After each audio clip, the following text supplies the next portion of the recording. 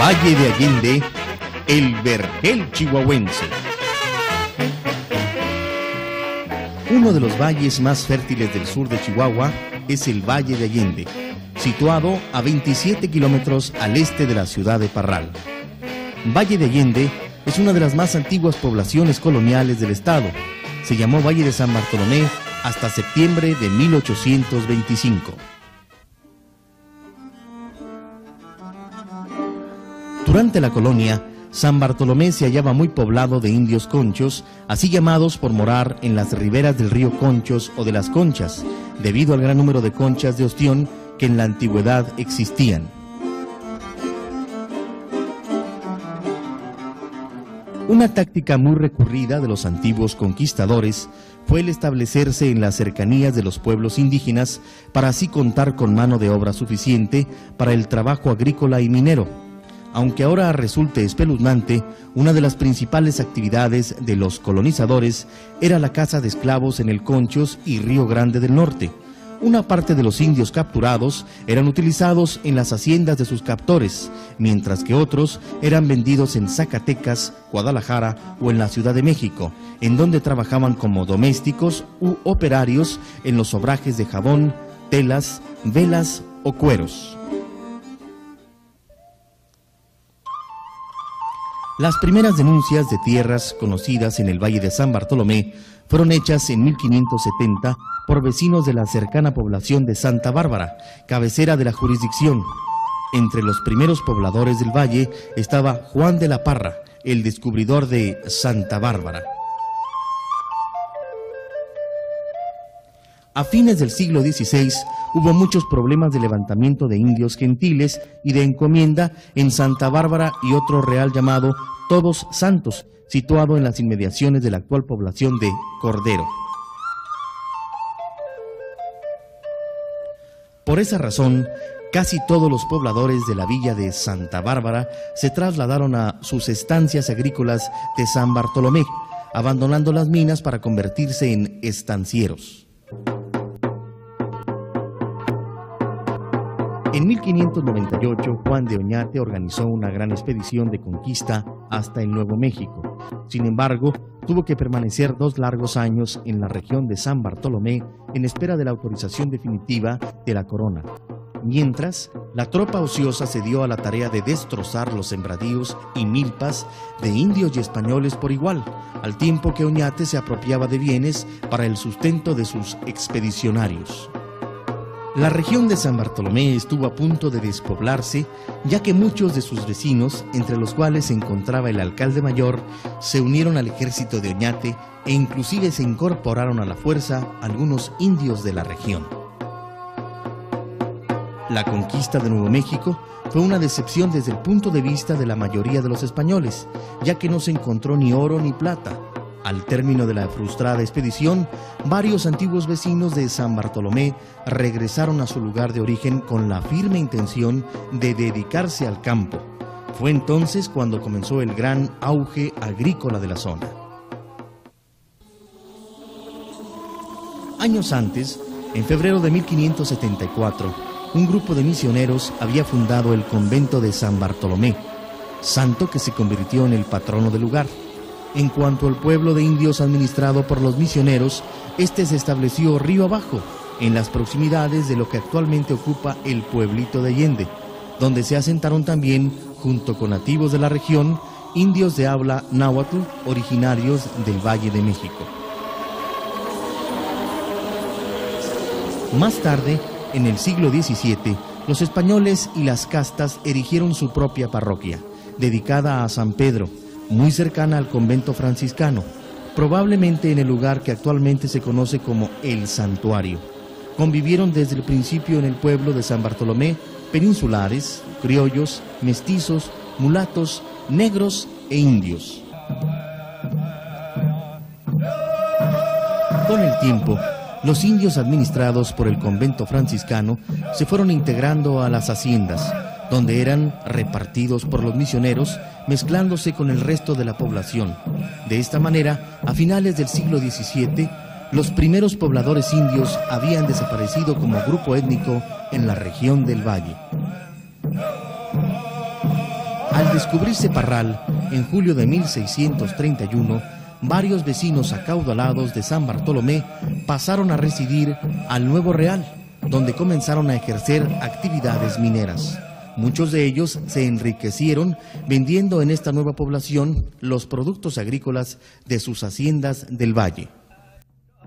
A mediados del siglo XVII, el valle de San Bartolomé se vio envuelto en la más grave rebelión de los indios conchos.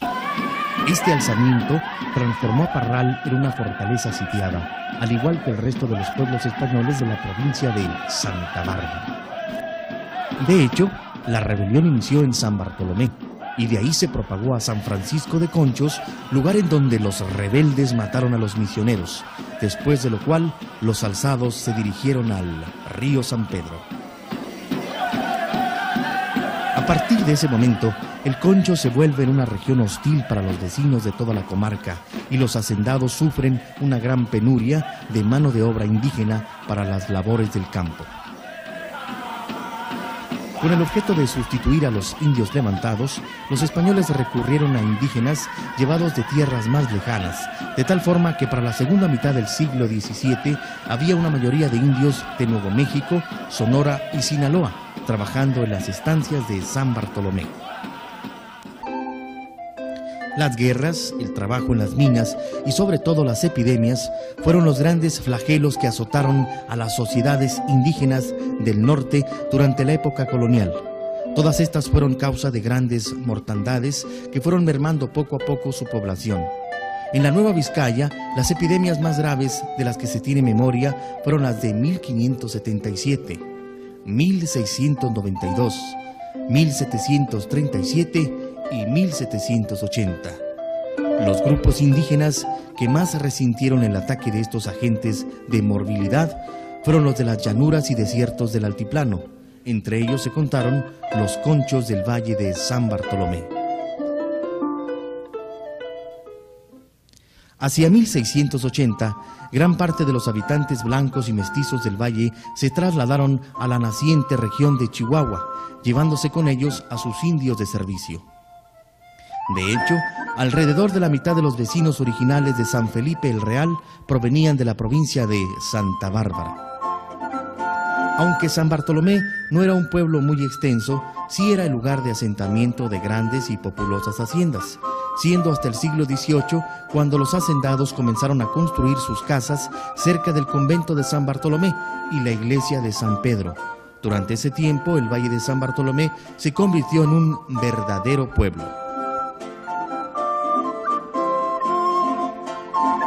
Una de las razones por las cuales los hacendados construyeron sus casas dentro de los límites del poblado fue para contar con un espacio en donde comerciar sus productos durante la época de la feria que se hacía durante las festividades de la Virgen del Rosario y que era promovida por su numerosa cofradía. Esta Virgen había sido proclamada santa patrona del lugar, junto con San Bartolomé.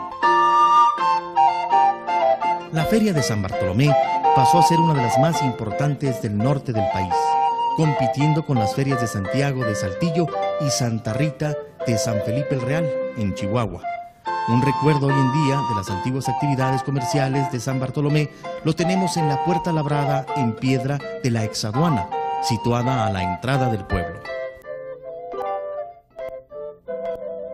Durante el siglo XVIII, con el auge de las grandes haciendas, San Bartolomé tuvo un crecimiento acelerado, a tal grado que en 1775 la población vallera sobrepasaba a la de Parral, ya que para entonces San Bartolomé contaba con 5.246 almas, mientras que en Parral apenas se alcanzaban 2.693. En el último tercio del siglo, San Bartolomé llegó a ser tan importante que el gobernador de la Nueva Vizcaya estableció su residencia en el valle, convirtiéndose de hecho en la capital virtual de toda la provincia. En 1790, San Bartolomé tenía 9.600 pobladores y ya en 1806 alcanzó el nivel récord de 15.000 habitantes. Todo el siglo XIX fue una época de florecimiento de las haciendas con un gran número de peones acasillados. Todavía quedan en pie ruinas de varios cascos de prósperas haciendas de la región, como por ejemplo La Concepción, San Gregorio, Guadalupe de Bagües o El Florido, donde se conserva con toda su magnificencia las grandes casas y las capillas antiguas, amén de algunas de las casas de las cuadrillas de peones. La mayor parte de esas haciendas subsistieron hasta la reforma agraria cardenista. Después de la independencia, en 1860, el Valle de Allende fue la sede de un sangriento combate entre liberales y conservadores, donde salieron vencedores los primeros, no sin antes haber dejado 260 muertos de ambos bandos sobre el campo. La región fue una vez más teatro de acciones de guerra durante la intervención.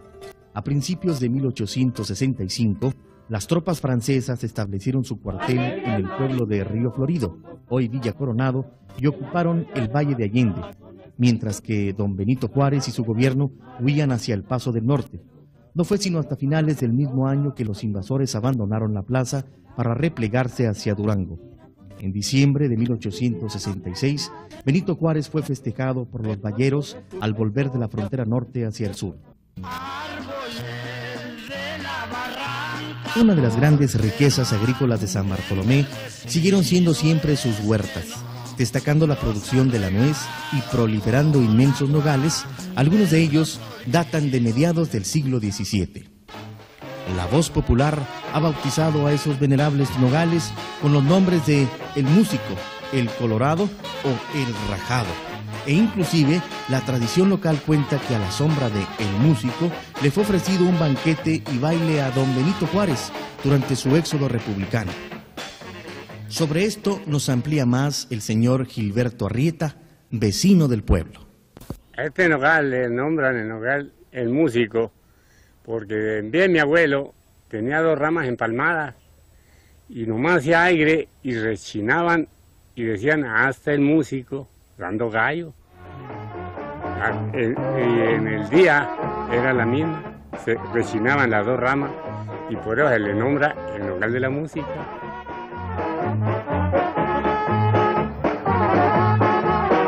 Rechinaban y decían ellos, ya está el músico dando gallo. Y por eso se le quedó el nogal de la música. Tiene como 40 años que yo lo conozco, el nogal ese, y se le empezaron a caer ramas porque el medio del tronco, donde ya dependían las ramas, tenía una tinaja así, como un hoyo, y allí llovía y se le quedaba el agua y se empezó a podrir con la misma agua y se le empezaron a caer brazos.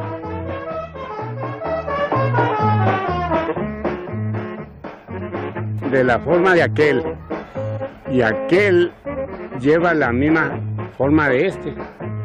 Es más nuevo aquel que este, el nogal aquel, y por mal nombre le nombran el rajado porque da la nuez partida y toda la nuez del nogal la da partidita así del piquito, y por eso le nombraron el rajado. Pero la nuez no está rancia, es nuez buena, y mucha gente cree que está rancia y no.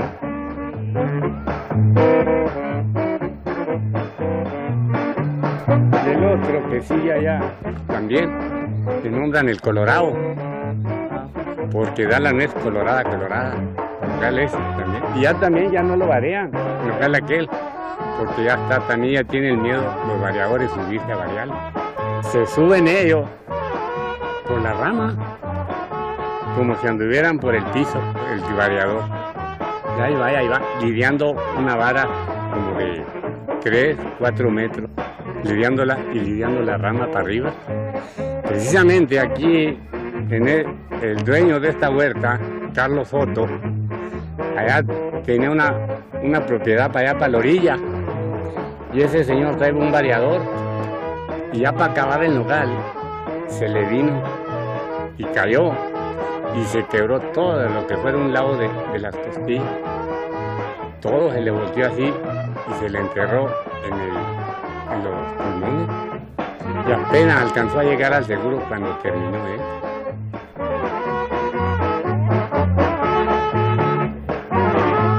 Antes aquí hacían bailes, tardeadas, jugadas de gallo. Y aquí por este callejón había carreras. Era lo que había aquí. Aquí era como un paseo de la gente que venía, ya sea de aquí del valle y de otras partes, de afuera. Aquí venían a divertirse.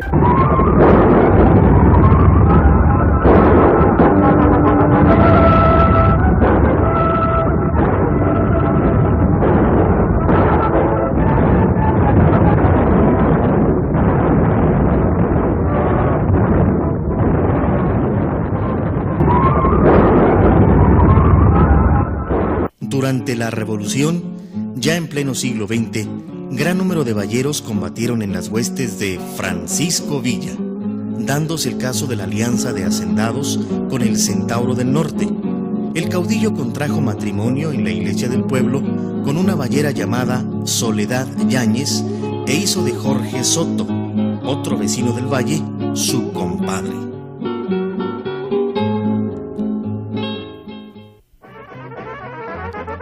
En la actualidad, Valle de Allende se ha convertido en el lugar de recreo para todos los habitantes de la región y sigue siendo todavía un importante centro agrícola y lugar en donde se guardan celosamente las más exquisitas recetas de la cocina chihuahuense.